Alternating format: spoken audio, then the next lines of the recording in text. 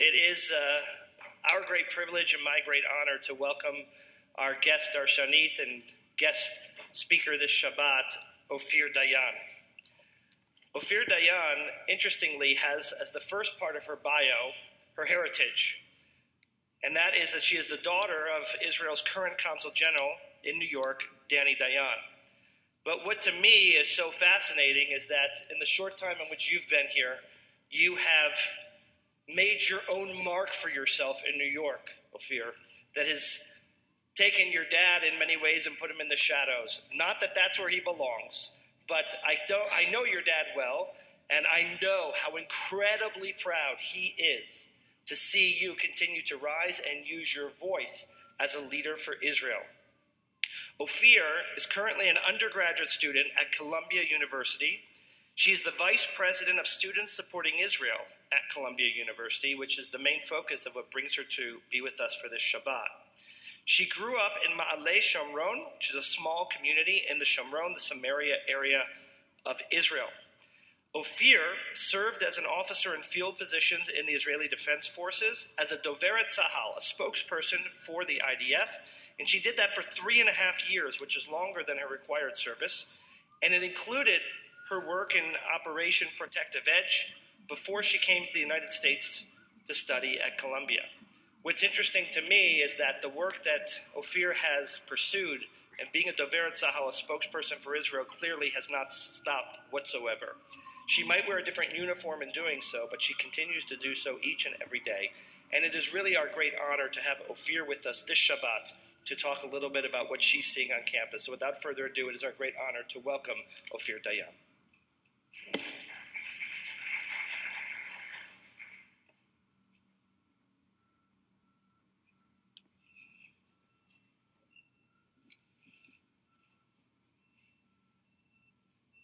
So Ofir, first of all, Baruch haba, welcome to our synagogue. We are really delighted to have you.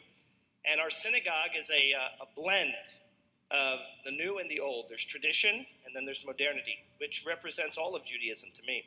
This dome in particular comes from the Brooklyn Jewish Center. Many people had their bar and bat mitzvah under that dome. They had their wedding under that dome. They sang in the choir under that dome. And they come here today to see the next generation doing the same thing. We found an artist in Israel who has made a replica of that dome in a kippah. So I don't know if it's your custom to wear a kippah. If it is, this is for you. If it's not your custom, we hope you share it with someone who's meaningful to you, or just keep it. And that you always remember your time here at the synagogue and always know that you are always welcome at this synagogue today and always. So this is a small token. Thank you so much, Rabbi. From us to you, of course. So Ofir, I have a blessing in knowing a little bit about you, a little bit about who you are, where you're from, what you've been doing. But I'd like to start biographically, which is tell me who you are. Tell us who you are. Tell us when you were born, what you studied, what you've done, a little bit about your family heritage, and then I want to get into the articles that were written and the meat of the matter, if you will. Okay, great. Hi, everyone. I'm really honored to be here. Speaking to Jews is always a great pleasure. My name is Ofir. As Rabbi said, I was born in 1994. I'm 24 now in a small community, Ma'aleh Shomron. We have 200 families, a big change from there to New York City. I grew up in the Beit youth movement. It's a youth movement that was established by Jabotinsky. I grew up advocating for his ideas. And to be honest, I grew up in a society where everyone loved Israel as much as I did. Everyone were just like me. I grew up in a mixed community, meaning that half of the people are religious and half of the people are secular. I'm on the secular side. But other than religious affiliation, like we were all very much loving Israel the same way. And I grew up until I was 18 in that environment. And then I chose to push my military service in a year and volunteer for a year in northern Israel as a part of Beit in a city called Nazrat Elit. It's next to Nazareth. And for the first time in my life, I really met people who were not like me. First of all, they didn't like Israel as much as I did, but also different communities in terms of socioeconomic situation, in terms of education, in terms of interest, in terms of everything. But still, I was in my youth movement, so it was quite what I was used to. And then I joined the IDF. And I think we're going to speak about it later a little, but for me it was a culture shock. You meet people from all across the political spectrum, different religions, different affiliations, different families. And I don't know if you know, but the spokesperson unit in the IDF is considered dominated by a certain political affiliation I was not a part of. I was the only settler in my course, 80-something people. And they were really surprised that I'm not religious, that I'm an only child. They imagined like having a settler on board, like 16 brothers and sisters wearing a long skirt. And then when I started meeting people who are different, and I liked it. I think it's really, really important for us to align with people that are not like us. And I think we're going to speak about it later, but this is what I do at Columbia. Our organization, the organization I'm a part of, is not a Jewish one. We have many non-Jews members, and I think it's really important, and I hope we will talk about it later. This is me in a nutshell, and now I'm here. That's great. You know, your dad is a champion for religious pluralism in Israel, which is an uphill battle. And now I know why. I didn't know that in where you lived that it was a mixed community. And that sure does explain a lot to me. So, to be fair, Ofir, the real reason you're here is because I believe it was on September 29th, but I'm not 100% sure. There was an article that was written in which you were featured in. And the words from the article explain that you were, I'm quoting the article, bullied on campus because of your support for Israel, because you were a proud Israeli, because of lineage in which you had, and being the consul general's daughter, because you bear the name Dayan, which has, I think, a very distant but still related connection to Moshe Dayan, which is a known Israeli. It's distant, but it's there. You know, use it if you got it, they say. And I want to talk, or I want you to talk, please, a little bit, if you would, about what you faced on campus. And I have a whole host of questions to follow up on. Great. Where you're going to go from there. Questions are always good. So first of all, it's important for me to know that the article did focus on me, and I think it's very easy to focus on me, or my dad being the consul general, and you know, being a woman and being whatever. It's easy for the press to focus on me, but the truth is that I'm not the main issue. I'm not the only person being bullied by anti-Israel groups on campus. And you know what? I'm not even worried about myself. The people that I'm more worried about are students, 18 years old, that are coming to college campuses and are afraid to speak up, are afraid to support Israel vocally, because they're afraid that their professors are going to grade them down, and they're not going to have as many friends. And these are the people that I'm really, really, really worried about. I'm 24. I started my undergrad career at 23 after serving in the IDF for almost 4 years. And you know, I came here willing and able to deal with whatever comes at me. But there are kids who come to college campuses and they can't face this. And you know what? I can understand that. When you come at 18 to a college campus where being anti-Israel is cool, and if you don't align with that, you're left alone. I can totally understand that. And when we have professors at Columbia teaching a book called The Invention of the Jews, I don't know how comfortable I would feel as an 18-year-old saying I support Israel.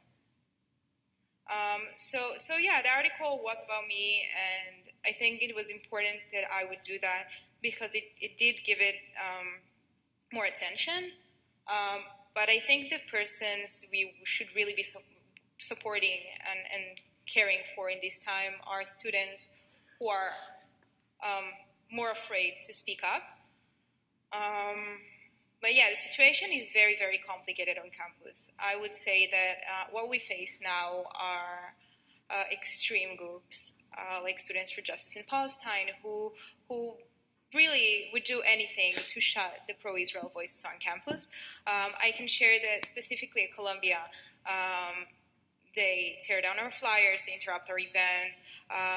They even, I would share like one time that I was walking with my group members from a building, and they were protesting a different speaker that was speaking in the building that we were at. The speaker was Mike Chernovich, a white supremacist. As well as you all know, he probably hates me as much as he hates African Americans or any other minority. We were walking out of an event we had, unfortunately, in the same building, an event with Titi, the former beauty queen of Israel, an Ethiopian Jew. She was here a few years ago on this very spot. Yeah. She's amazing. And she's everything Mike Chernovich hates. She's a Jew. She's Ethiopian. And we walked outside of the event, and they spotted us, the protesters. And from chanting anti-white supremacist chants that are completely fine, and I would join them, they started chanting about Israel. And they circled us. We were 5 people, the last one to organize the room after we left. And they were about 50 or 70 people, like, surrounding us and started chanting about Israel and screaming. And you know what? For me, it was scary. And I faced scarier things in my life. And for me, it was scary. And when we told the school that this has happened, you know what they told us? Well, you should have picked a different exit from the building. So let me just get this straight. There was a white supremacist speaker, of which there was a whole protest group protesting the white supremacist speaker. True. Correct? True. You're walking out with the former beauty queen of the country of Israel who represented Israel in the Miss Universe pageant, who is Jewish, Ethiopian, and Israeli, and a former member of Tzahal. True. Right? And after you came out, these protesters now focused their hatred from those against white supremacy to Israel, in which they were equating these things? Yes, of course. So I don't know if you know some of these lovely chants that they chant. I don't. Well, I think many don't. Yeah. So let me. So the chants are not. I know you imagine them as pro-Palestinian groups, and at first this is what I thought they are. But the chants are basically from the river to the sea, Palestine will be free. And I don't know if you saw the map. I assume you do. When you look at the map, if you take Palestine from the river to the sea, there is no Jews there.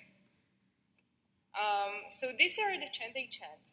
That chant just got a man fired from CNN appropriately, who claimed he didn't know what it meant. Mark Lamontiel. But a chant of river to the sea means Yud and Rhine. Yeah. Okay? Jew-free for Palestine, no Jews would be there. So that's problematic, right? This is not about two states for two people. This is problematic. But then when they chant Long Live Intifada, that's more than problematic. And when we tell the administration, hey, maybe you should Google Intifada and see what it means, the anti-Israel groups, they say, well, Intifada is resistance in Arabic, uprising, so this is what we mean. But you can't say these things out of context. These things have context. They happened. It's not just a word. Intifada means armed resistance. It means armed resistance and death of innocence. Yeah, and Israeli innocence. All right, so let me ask you a couple of questions related to this. I'm going to ask a harder one and then a trickier one. So here's the harder one. We have a lot of students in our congregation that study at the University of Michigan, Syracuse, Wisconsin in particular. I've gone with some regularity to go visit those students when we have a nice populace there. I just got back from Michigan. And the overall feeling of our Jewish students on campus, and it's the overall feeling, not the, without exception feeling, is they feel fine being Jewish on campus. They don't feel threatened on a regular basis. They don't feel that they are persecuted for being Zionists. I think we have 14, I think that's the number, if I'm off by a few, please forgive me, of students from this synagogue who are studying at Tel Aviv this coming semester. Amazing. Right? And by the way, that's not our highest number. We've had even higher numbers in the past. So meaning they definitely feel a strong connection to Israel. They come home with that strong connection. They're sharing it on campus. They're going to activities. There is stuff going on at Michigan. We know of that. There's stuff going on in these places.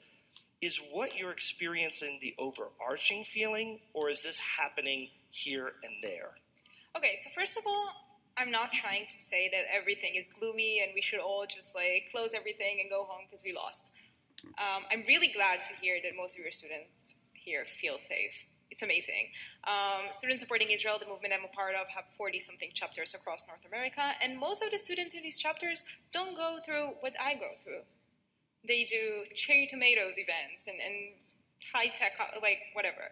And they have a great time, and they do Shabbat dinners together, and that's fine.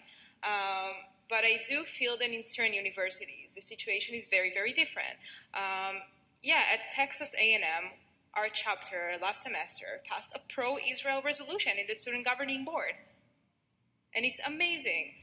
At Columbia, last semester, we lost a BDS resolution. So there are campuses where things are amazing, and I really, really hope it would stay that way. But in order for it to stay that way, the Jewish and not Jewish supporters of Israel on these campuses have to keep standing up for Israel, because if they don't, unfortunately, the vacuum is got to be filled with other students. Okay, so let's imagine, Ofir, that there is the next mega donor that changed the Jewish world the way that Birthright changed the Jewish world, sitting here. Mm-hmm. And you have $50 to $100 million to address this issue on college campus. Yeah. What's the antidote? And I'm going to follow up that question with, at Michigan, the students tell me that they're stymied. Stymied means they don't know how to respond. They are stymied when they put up, the Students for Justice in Palestine, a partition wall, which they call the apartheid wall. They don't know how to respond. It feels like they're being baited into a debate with propaganda, misfacts, and wrong details, and that they're, excuse the expression, damned if you do and damned if you don't. They're damned if they do engage in debate, because that seems what the Students for Justice in Palestine really want, to engage in debate, to bring the conflict right to the campus. And if you walk by, it seems like you're apathetic. Mm-hmm. So I'm curious to know, what is the solution, and what do we do with these situations as they arise on campus? Okay, let's do a hypothetical. Imagine you're 18. You're coming to a college campus. You grew up in a Jewish community, fairly supportive of Israel, and everything you heard about Israel in your life up until this point, when you're 18 and a college student, is how Israel is the best place in the world. We have cherry tomatoes. We are the startup nation. We're inclusive. We're the only democracy in the Middle East. We're amazing. And then you come to college campus with all this knowledge of cherry tomatoes and high-tech companies, and you see an apartheid wall. And they tell you that Israel is performing an ethnic cleansing on the Palestinians. Cherry tomatoes are fine, but truckloads of cherry tomatoes can't counter apartheid and ethnic cleansing. They just can't. And I know you're not going to like what I'm going to say now, but I really, really feel that many kids who come to college from Jewish communities, even Zionist Jewish communities, they have zero background and they have zero understanding of how to counter these claims. We sit here and we know it's false. I mean, let's look at it the practical way. And I allow myself to speak this way because I assume you're all relatively on my side. We're all on your side. Yeah, if you're in the synagogue. I imagine. When you walk through the doors, we always walk through the doors of supporting Israel in this temple. Let me be very direct. If Israel wanted to kill all Palestinians, it could and would have done that before. Israel has the military power to do that. It doesn't want to do that because this is not who we are. Israel does not want to do that. Israel would not kill innocent people. Okay? But when college students at 18 come and all they know is cherry tomatoes, they can't say that simple logic. And I think if the next mega donor would come, I think the most important thing is Jewish and Israel education for people. I'm not even saying college students, because when they come to college, it's too late. From a young age. And I know that Jewish education, I know it specifically in New York, is a huge problem because it's very, very expensive and many families can't afford sending kids to Jewish schools. So I would say if the next mega donor would come, education is definitely the most important thing. Birthright is amazing. But Birthright are people that, putting aside a little if not now thing last summer, the people that are already loving Israel, already Zionist, and it's preaching to the choir. It's amazing. I think it's important that Jews would feel connection to the land of Israel, but education is far more important, assuming that most of these people are going to stay here. So, to follow that up, if the megadonor were coming and you were doing education with the money, how much of that money would you put to tackle BDS on campus? Okay. In essence, tell me what your thoughts about BDS are. How do we address this? For those who are unfamiliar, BDS is abbreviation for Boycott, Divestment, and Sanctions against the State of Israel. Originally, this started as a move to boycott, sanction, and divest from companies in the West Bank disputed territory over the Green Line of Israel.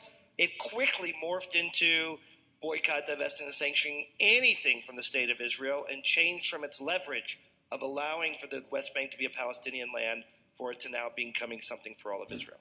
Okay. Let me be a little controversial. BDS is not our problem. It is a problem, but it's not the problem.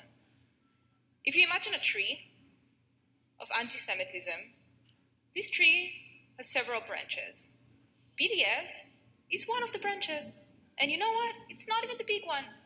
Because, let's be honest. Israel, as we said earlier, is the startup nation. Okay? BDS cannot really harm Israeli economy. It can't. It's a problem when it comes to the ideas that it carries. It's a problem when we start speaking about Israel hatred. But the BDS itself is not the biggest branch on this tree.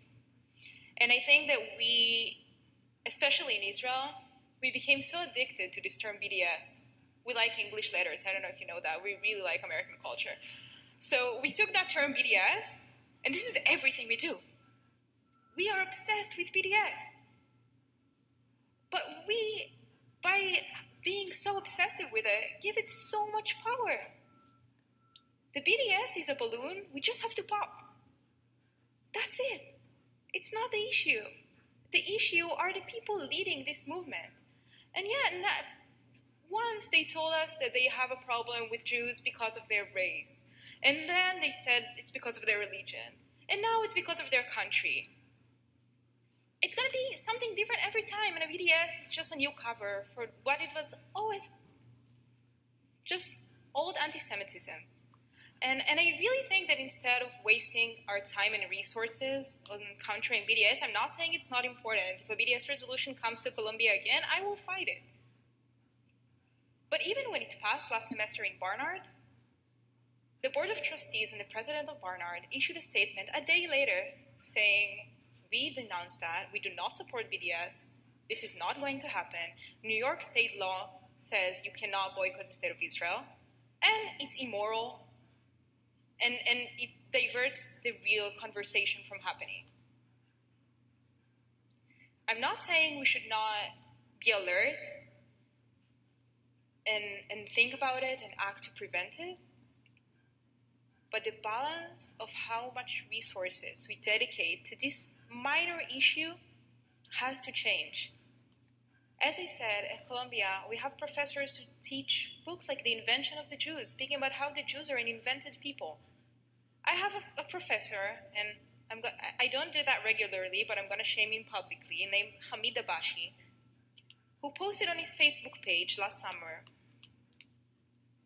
many anti-Semitic posts, but one of them was actually saying that behind every ugly, treacherous act in the world, you can find the word Israel. And when we mailed the university and told them, hello, this is hate speech, this is anti-Semitism, they told us this is freedom of speech and academic freedom. Okay? I think this is a much bigger problem than Barnard College divesting from Boeing. Come on, I don't think Barnard has 50% of the Boeing shares. Right, and it's just the student union, not the college. No, they didn't divest. Right. All right, so let me pivot for a minute. I know you're studying at Columbia. What are you studying there? Surprise, surprise, don't fall off your seat, political science and international relations. Okay. So do you have aspirations to go into politics, to go in the family business? Oh, wow, it's not the family business. My dad is a diplomat. That's politics, diplomat, okay, fine. politics. full disclosure, my mom and dad met through politics. They were both activists in a party that no longer exists in Israeli politics. And yeah, I wouldn't say this is my goal. I would say that I really feel that the Israeli leadership needs new blood.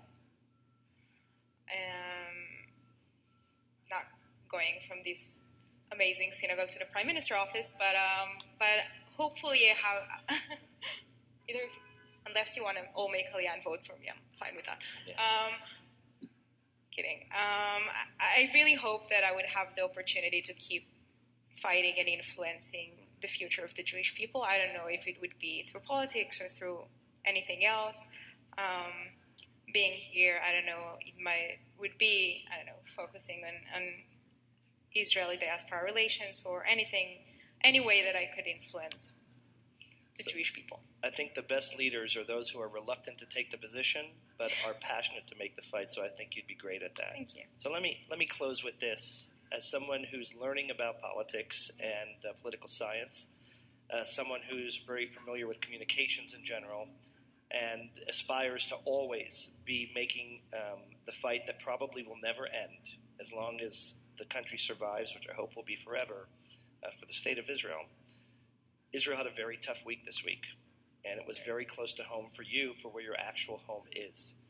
There is a very real chance of some renewed violence happening, or hopefully it will be squelched.